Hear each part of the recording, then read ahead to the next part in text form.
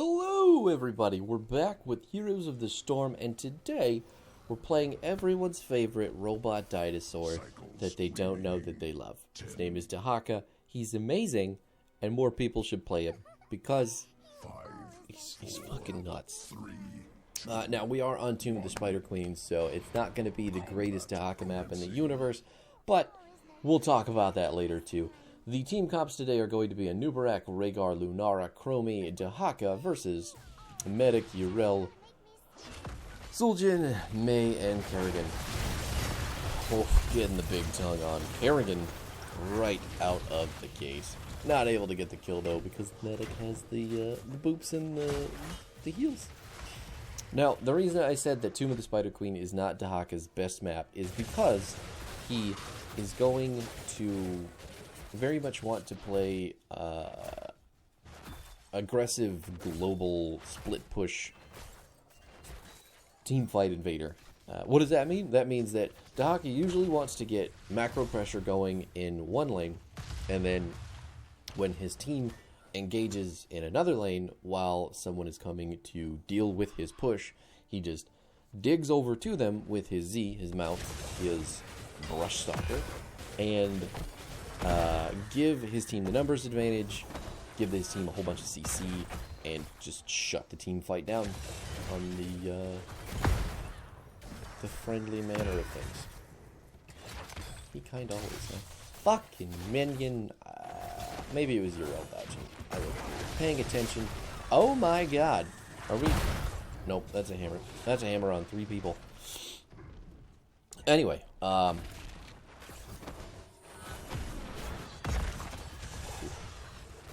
predictable. Dehaka, on Tomb of the Spider Queen specifically, is not going to have as much fun with his global pressure, but he is still going to have plenty of bush to work with, to get movement speed, to get around, and kind of hang out, hide in, make stuff happen.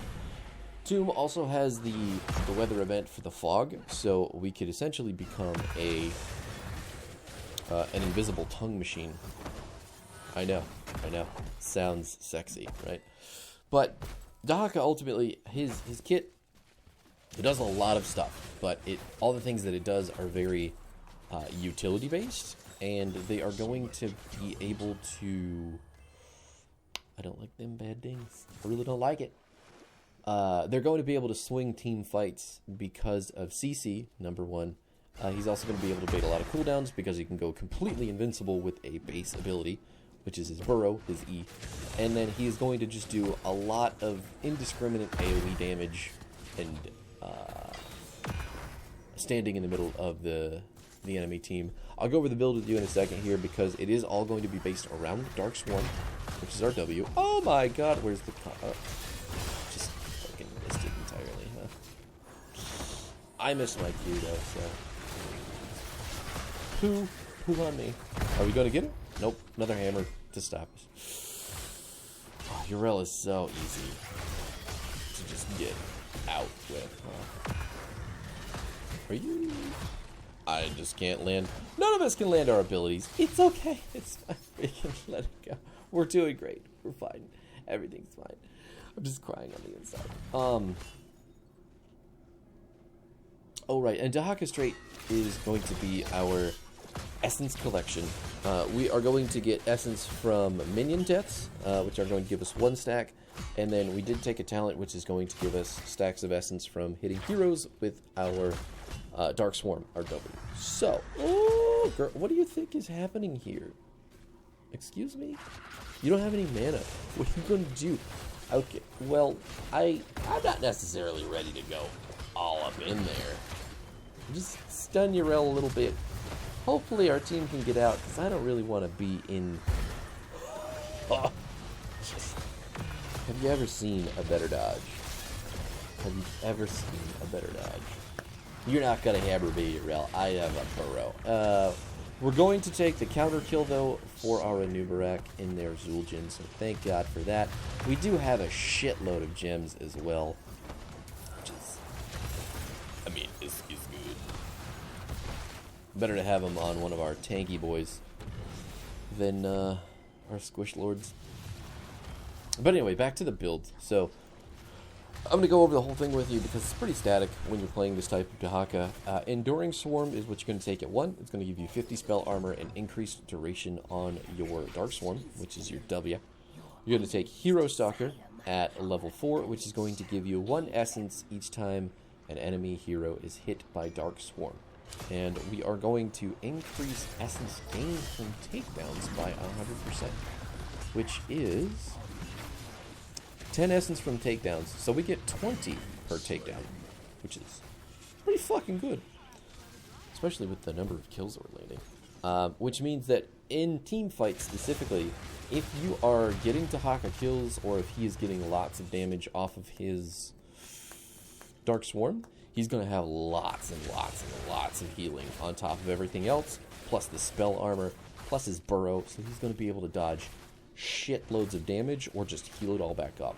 So Dehaka is one of the tankiest bruisers in existence, and he is, it shows. He has 2 different builds. The build that I'm going to go over with you is more teamfight oriented, and the reason I took it is because we're on Tomb.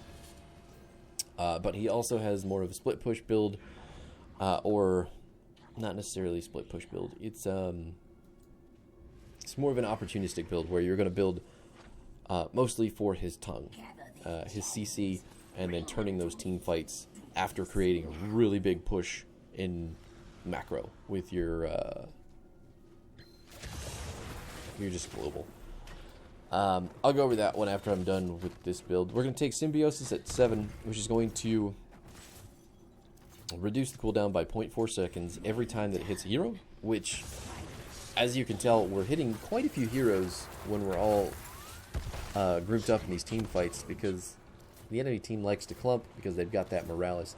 We're just going to walk in with our big circle of bugs and whatever is shooting out of Dehaka when he does this ability. And that's going to proc our Hero Stalker. That's going to reduce the cooldown. It's just going to make the ability pretty much constantly up. So we've got spell armor. Got him right out of. Doing fantastic stuff. Is he going to die? Another stun on him. Doesn't look like we are focused on the ZJ though. That's a little bit unfortunate. They are going to get away, but they did pop all of their cooldowns. Kerrigan looking pretty out and about in the middle of nowhere. Gonna lose 12 gems because fuck yeah, that's what we do here.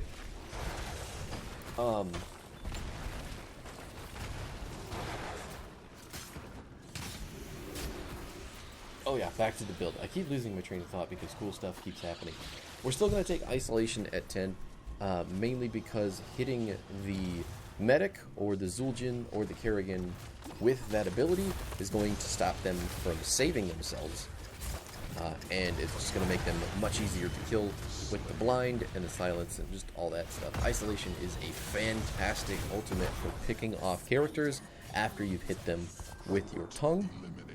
And your team is ready to follow up on you. So, level 13, we are going to pick up Primal Swarm, and this is going to reduce the armor of everything hit by our Dark Swarm for 0.75 seconds. So we have to keep standing on top of them because the duration isn't huge, but losing 10 armor just for the whole enemy team, because we'd probably be standing in all of them anyway, is going to be huge. Just taking 10% more damage on all of their stuff is gnarly. It makes Morales' armor less effective. It makes Zul'jin less effective in trying to bait us with his low health, getting damage with, you know. Oh my god. Oh, here we go. There it is.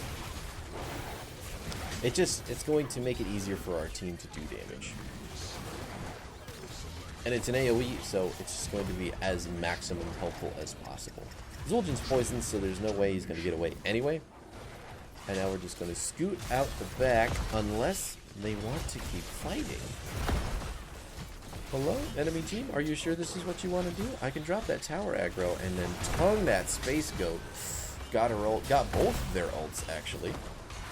Fantastic. Good stuff. try to get the Kerrigan. I can't continue. No. That's okay. That's totally okay, though. We got 2 ults just so they could save themselves from our tower dive. It's fucking nuts. You notice there as well, Dehaka can take tower aggro off of him if he has it just by hitting his E button. Because he's invincible, towers can't, you know, can't target invincible stuff, which is pretty fucking awesome. So he can just swap it to another friendly if he needs to get out. Super helpful. At level 16, we are going to pick up Tunneling Claws. Super simple ability. It's just going to let you move while you're burrowed, which you normally can't do. Because it's an ice block. You shouldn't necessarily be able to move an ice block. But we've got this. We've got the isolation on Mei. She's going to use her Unstoppable as soon as the silence runs out. But now she's going to get rewound. Medic coming out of her cocoon, not able to heal Kerrigan enough. Who's also going to die. She's going to drop the stim drone as her last ditch, but Suljin is just running away, even though he has guillotine, and he probably should have just stood there, clicked someone, and died for a trade. Sad stuff for the enemy team. Just really bad days all around. And then at level 20, we are going to pick up Contagion. Contagion is going to make isolation bounce or splash to other targets, silencing and blinding them. Not blinding them, reducing their vision radius. So everything goes super dark when you get hit with isolation. If you've ever been hit with it, you just can't see shit. It's kind of like getting hit with Mal'Gannis's level 20E as well. Your vision radius is greatly reduced. Mei is the one down here trying to stop me from pushing, so I can Z up to my team in this bush. I am on the way. Let's go. See if we can land a tongue here. That fucking minion. That fucking hero minion from nowhere saving Suljin. Ugh. We've still got our ultimate, and you can see down here in the left-hand corner we have 2,717 healing stored on our D key because we have maximum stacks right now. Maneuverak wanting to go in, we're going to rip the Bloodlust. We have got the Suljin. He is not going to get a chance to use his ultimate because he's just fucking dead.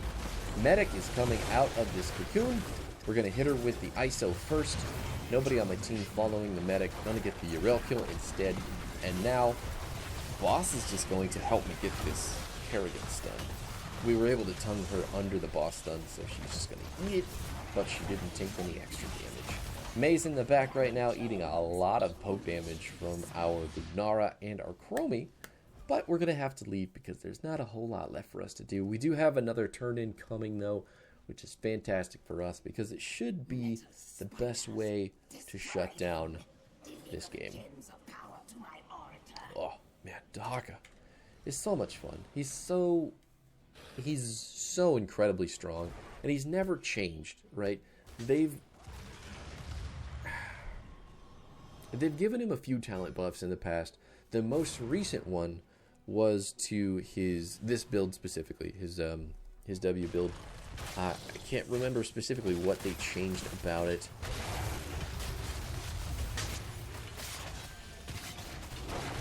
I think Ferocious Stalker, they combined this talent, and there was also another talent that would let you do extra damage when you come out of a bush with Crush Stalker. And then I think they gave Enduring Swarm increased duration. Then everything else I think is the same. But this was a fairly long time ago. You still don't see Dehaka played a lot, but Dehaka is just such a strong character. He's very difficult to play because of the delays on all of his abilities, the amount of follow-up required from your team to make him work. I was not able to duck in time, and just the general knowledge that you need in the macro sense and the offlane for him to be good as well. Let's get that tongue on top of the fucking impale. Ugh. The CC train is absolutely unfucking stoppable from our team. Really awesome stuff.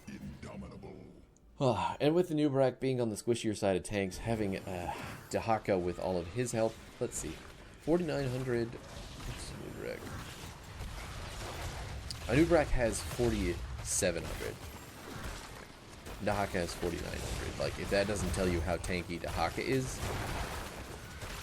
fucking nuts, right? We've got more health than our tank. And we have our spell armor. On top of all that, we've got all of our tanky abilities, plus our healing. It's insane to me how much Dehaka can live through. He's got so many tools to do so many things. He's so hard to play, but he is so incredibly worth it if you can get it figured out. This is also a Jurassic Park skin.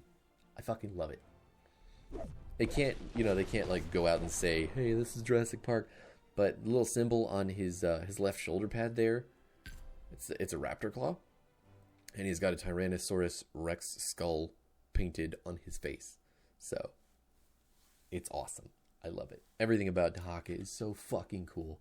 Here's the build again if you need it. We didn't hit 20, so I wasn't able to pick up Contagion, but Enduring Swarm, Hero Stalker, Symbiosis, Isolation, Primal Swarm, Tunneling Claws, and Contagion. If you're on a bigger map and you need to have your Brush Stalker up more often, you can take Apex Predator, which is super good. Also, Essence Claws, I think it's called, is also super, super good, because it's going to get you essence back. And if you are building Dehaka, the other build, which I sadly don't have the talents for right now, is more based around your auto attacks and dealing auto attack damage. So that's going to be something like your speed talent at level 1. You're going to take the minion, I think it's called One Who Collects. You're going to take additional essence from minions at 4. 7 is going to be Feeding Frenzy, which is going to be 2 seconds off of your Q every time you auto attack, which is insane because your tongue is such a huge stun, and having it on a reduced cooldown is just busted. Contagion still at 10. 13 is... There is a talent at 13 that lets you do additional damage per essence that you've collected with your autos. That's the talent that you would take there. And then 16, maybe that's the 16 talent.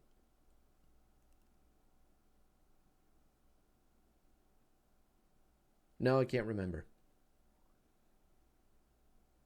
Oh no, 16 is the tongue talents. So you would either take increased range on your tongue or the slow on your tongue, or tunneling claws still. I mean, this 16 is a pretty open talent tier. You can take whatever you want, whatever your preference is at that stage. And then 20, you could take Essence Claws, again, Apex Predator, or the Contagion for Isolation. I think Adaptation is also a very good talent. It's a lot harder to use because the window that you need to you have to hit the button, you have to take a shitload of damage, and then you have to live. So, you're going to heal up a whole lot of damage as long as you can block it all and survive it. Yeah, it's the way to go. So, anyway, thanks so much for watching. Feel free to let me know what you think of this character. Again, I think he's fucking incredible, if not a little bit difficult to play. And yeah, just gotta do yourself a huge favor if you can learn to play Dehaka, because he's so good at everything. The character is absolutely untouchable. But anyway, I'll be back next week with some more fancy shit. We'll see what's going on there. Feel free to like, subscribe, comment. If I said that already, my apologies. I'm just YouTubing my heart out here. You can relate to that, right? Okay. Bye. I love you. See you later.